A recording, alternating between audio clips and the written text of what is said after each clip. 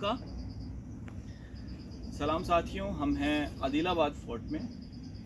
मेरे साथ हैं जामिया की अजीम स्कॉलर नाज़रीन। We are very fortunate to be here, first because no one visits here and no one knows about this fort. Adilabad fort is just beside Tughlaqabad fort. If you can see in the video, it's very tough to see from the mobile phone video. There is Tughlaqabad fort. Tughlaqabad, and in fact that is the highest point of Delhi. The point which I am pointing towards, I mean I can't show you exactly right now, but this fort, although unknown to people, but it seemed very fascinating to me. It was constructed by Muhammad bin Tughlaq, and being here I thought of recording this video in which we are going to discuss a brief history of dynasties and cities of Delhi. I'm sure you must have heard about the 7 cities of Delhi. Delhi is not one but collection of 7 cities. अब तो नोएडा, गुड़गांव और फरीदाबाद जैसी जगह भी Delhi NCR में आ गई हैं. But then the real Delhi is not one Delhi but collection of 7 cities. In fact, Delhi is not one city but collection of 7 cities together, 7 ancient and medieval cities. Nazreen will correct me behind the camera if I am wrong, because factually sometimes I may be wrong.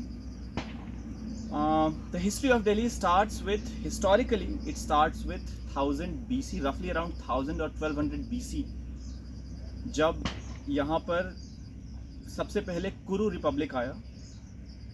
कुरु Republic is contagious to Kurukshetra, I guess, the modern Kurukshetra जहाँ पे Mahabharat war होने की कहानी है.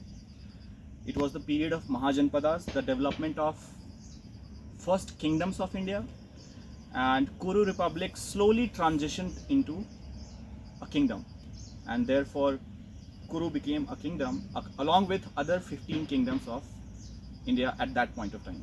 So from 1200 BC or 1000 BC till 600 BC, it remained to be a republic, and from 600 BC it became a Mahajanpad or a kingdom. राजधानी इंद्रप्रस्थ, अभी वहाँ पे एक मेट्रो स्टेशन बना दिया है लोगों ने पुराना किला के पास, और उसका नाम भी इंद्रप्रस्थ दे दिया है. हावेवर जो ओल्डेस्ट एक्सकेवेशंस हैं दिल्ली की वो पुराना किला में ही हुई हैं. Purana Qila was again constructed by Humayun and Sher Shah Suri together. However the oldest layers of history of Delhi is found from Purana Killa only. First excavations I think बीबी लाल के हुए थे, I don't remember exactly. However, coming forward from the period of Mahajanpadas, then Delhi comes under the empire of Magad. Of course, we know the Magadhan empire became the most powerful, decimating all the other 16, not all exactly, it didn't go towards Kandahar. But most of the North Indian kingdoms were captured by Magad, so Delhi became a part of Magadhan Empire. In fact, it remained a part of Magadhan Empire till the end of modern dynasties. In fact, after the modern period, it continued to be a part of North Indian Empire under Kushanas. After Kushanas comes the Gupta period. So Delhi, of course, comes under again the North Indian Empire. But this time it is a part of much larger empire and much mightier empire. Delhi की कहानी उसके बाद ज़्यादा twists and turn लेना शुरू करती है, क्योंकि पोस्ट गुप्ता पीरियड में जो डायनेस्टीज दिल्ली पे रूल कर रही हैं वो लगातार कुछ नया ऐड कर रही हैं दिल्ली की हिस्ट्री में, और उसके लेगेसी को हम आज भी आसपास देख पा रहे हैं. You know, the times of Mahajanpadas and the times of Gupta and modern period are very less visible in Delhi. However, some of the remains are there. But after the period of Guptas, जितने भी remains हैं वो हमारे आसपास दिखते हैं दिल्ली में. So that is again a crucial time. As far as I can remember, it comes under the dynasties of Vardhans. Vardhans, I think, being one of the Rajput rulers for a brief period of time in the post-Gupta period, and then it comes under the Gurjar Pratiharas. So Palas, Gurjar Pratiharas, and what was the third dynasty, Nazreen? Yeah, so Palas, Gurjar Pratiharas, and Rashtrakutas. So there was a tripartite struggle going on between these 3 dynasties. and Delhi once becomes a part of Gurjar Pratiharas when they become the most powerful kingdom among these three. Uske baad Delhi comes under Tomar Rajputs, the Tomarnas, and the remains of Tomarna Rajputs fort is visible near Surajkund. So before taking over of Prithviraj Chauhan, the mightiest ruler of Chauhanas, it was under the Tomarna Rajputs or Tomar Rajputs. अभी वहाँ पे सूरजकुंड मेला लगता है. अगर आप दिल्ली के southern borders पे जाएं तो सूरजकुंड है और उसके ठीक बगल में मेला लगता है और उसके ठीक बगल में एक वाइल्ड लाइफ सैंक्चुरी है which used to be a part of the first city of Delhi. Then the Chauhanas gain power in North India. Prithviraj Chauhan rules from Ajmer. However, he extends towards northern part of India and he reaches towards Delhi and captures the city of Delhi from the Tomarna Rajputs. So by the time Muhammad Gori, Muhammad of Gur, that is Muhammad Gori, by the time he reaches to India and by the time Battle of Tarain is on the cards, Prithviraj Chauhan is on the seat of Delhi. Mind it again, Prithviraj Chauhan was not a Delhi-based ruler. He was a ruler based in Ajmer. However, by now his kingdom extended till Delhi. And when he captured Delhi, he built a fort. It was called Qila Rai Pithora. It is named as Qila Rai Pithora in only one source, which is Akbarnama. So Abul Fazl names it Qila Rai Pithora. Qila is, of course, Qila. Rai means Raja. And as far as I can guess, Prithviraj or some dialect of that may be called as Pithora in Persian. Therefore, he called it Pithora. So how that evolution happened, I'm not sure about it. But he is the only one, Abul Fazl is the only one who named that fort as Qila Rai Pithora. It is very surprising. The remains of Qila Rai Pithora is in a very shattered condition today. You hardly find some of the walls in the city of Mehrauli. If you visit the area around Qutub Minar, you will find the remains of Qila Rai Pithora. So the last time I visited there, I could actually locate the Qila Rai Pithora, but it was within jungles. So excavations वहाँ हुए नहीं हैं. लोगों को पता नहीं है Qila Rai Pithora के बारे में. It is just near the Saket metro station if you visit today. Then of course the famous story of Battle of Tarain. Both the Battle of Tarains happen in the first battle. Prithviraj Chauhan defeats Muhammad Gori, but then he comes back with a renewed effort, and then Prithviraj Chauhan is defeated because this time he is all alone. He is not supported by the fellow Rajput rulers. Jaichand being the Garhwal ruler of Delhi, in an area around Delhi. Jaichand becoming the most powerful among them. He did not support him, of course, and others also. So by the time the second battle of Tarain happens, Prithviraj Chauhan was already isolated politically, and no one comes to his support, and he gets defeated, of course. And then he is sent back to Ajmer to rule from there, and his sons are also allowed to rule from there, which is evident from some of the coinage that has been excavated from there, from Ajmer. We proceed to the story of Delhi further. We come to the establishment of Delhi Sultanate now, because ultimately in the Battle of Tarain, Prithviraj gets defeated. Muhammad Gori puts on the throne of Delhi. In fact, he is the Sultan of Delhi. He is the new Sultan of Delhi, which is Qutbuddin Aibak. He establishes himself as the Sultan of Delhi under the control of the Gur Empire. However, later he also declares himself independent. So he finally establishes the city of Mehrauli. So taking over the Qila Rai Pithora, city of Mehrauli is established. So till now we have traced Indraprasth, and then the Surajkund region where there was Lal Kot, I guess. Was it Lal Kot? Lal Kot.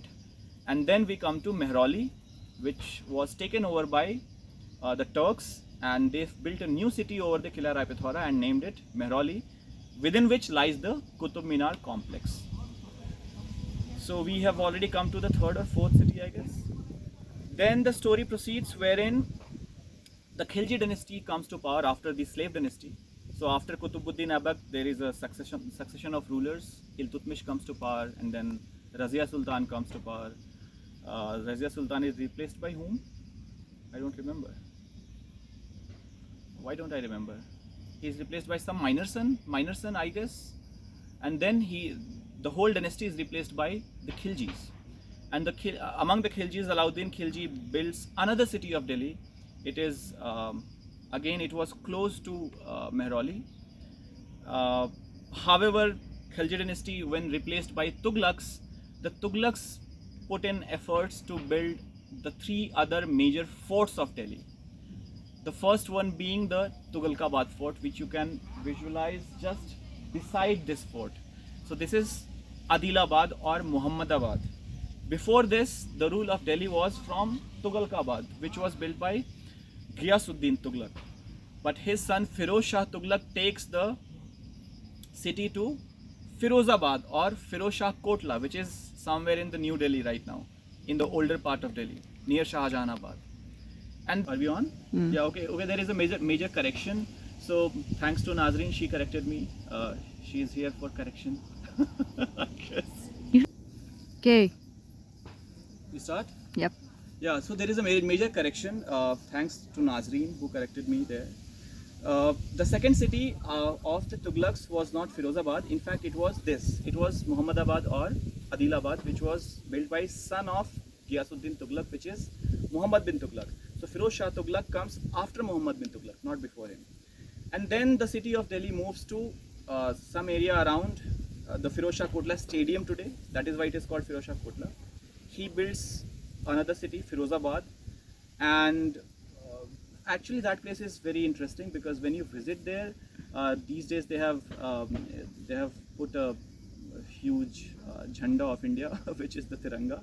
So if you visit that place, you may find the ideals of all the three ages, because Firoz Shah was fascinated by Ashokan pillars, and he planted one of the Ashokan pillars taken from Topra, in which the inscriptions are written in Pali. So if you visit there, you will find the remnants of medieval India, that is from the age of Firoz Shah Tughlaq, remnants from the ancient India, that is the Ashokan pillar, and of course the symbols of modern India, which is the Tiranga, which is lying high flung there. So that place represents the ideals of all the three ages of India. So that place is very very close to my heart.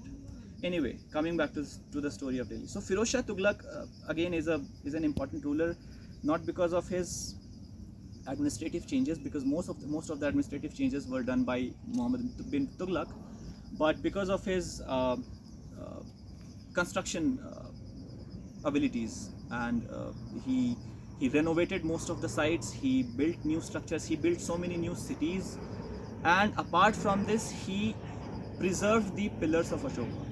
He was fascinated that there was some king in ancient India who inscribed pillars, who had placed inscription all over India. So he brought in two major pillars of Ashoka to Delhi. First one I mentioned, Topra, and second one was taken from Meerut. So the Meerut pillar he brought in and placed it in the ridge of North Campus of Delhi University. So if you visit the Hindura Hospital, the area behind Hindura Hospital, the jungle, the ridge there, it has that pillar taken from Meerut. So the Meerut pillar and Topra pillar of Ashoka, which is lying there since 2300 years now, these both places were taken to those places by these both pillars were taken to those places by Firoz Shah Tughlaq. However, we move forward in the story. We come to the Lodhi dynasty. Lodhis did not construct more monuments in Delhi. There are some monuments constructed in the Lodhi gardens present today. However, their major contribution is the city of Sikandra and city of Agra. That was established by them, and soon they get replaced by the Mughals in the Battle of Panipat. Ibrahim Lodhi gets defeated, and then Mughal power comes to India. With the Mughals, another row of forts come over Delhi, starting with Dinpanah. I have already mentioned Purana Qila, which was built by Humayun. Of course, Babur did not have much time to take any construction in Delhi. He could not build forts. He ruled majorly for 4 years. 4 years, Nazreen? 4 years or 5 years? Correct me if possible. 4 years? Yes, thank you. So, and then he's succeeded by Humayun, who starts building the Purana Qila of Delhi, which is near the zoo, which is near the Supreme Court if you visit today. it is called, he named it Dinpanah, but Humayun is again replaced by Sher Shah Suri, who is the Afghan ruler of Bihar. So he comes and defeats Humayun, and then Humayun has to run away to Iran, run away to Persia to seek help. By that time, Sher Shah Suri and his successors are ruling to Delhi. So he also contributes to the construction of Purana Qila. And he in fact adds one of the very magnificent mosques there. It is called, what is it called? Qila Rai Pithora Mosque? Qila Rai Pithora Mosque. Yeah, he adds that construction there and other parts also. So next city of Delhi is Dinpanah. And then from Dinpanah, from Delhi, the ruling dynasty shifts to Agra. So the successors of Humayun are ruling from Agra and Fatehpur Sikri. So Akbar in his initial years starts ruling from Agra, wherein he builds the Agra fort, and then he shifts to Fatehpur Sikri, which is also a fort built by him. It's quite a humongous palace. However, the story comes back to Delhi all over again in the times of Shah Jahan, when he takes on the construction of the Purani Delhi today, which we call the Purani Delhi today, the area near the Chandni Chowk, which is Shahjahanabad. So if we trace it from the start, first is the Lal Kot, then Mehrauli, Qila Rai Pithora, then Mehrauli, then we come to Purana Qila, and then Shahjahanabad, and there are some other cities which some Garhis were there, and then there is Chirag Delhi, which is there.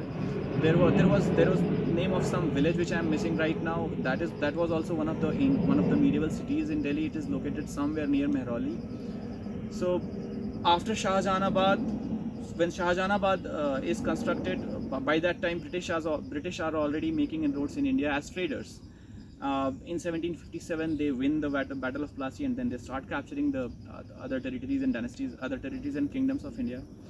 By the time they captured Delhi, it is already 1857. So 1850, during the time of 1857 rebellion, the Red Fort of Delhi, the Shahjahanabad, is already under the control of British.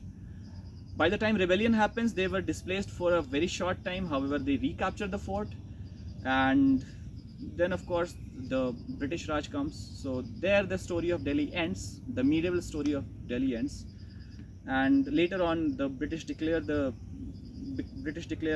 Delhi as the capital of India in 1911, if I'm not wrong.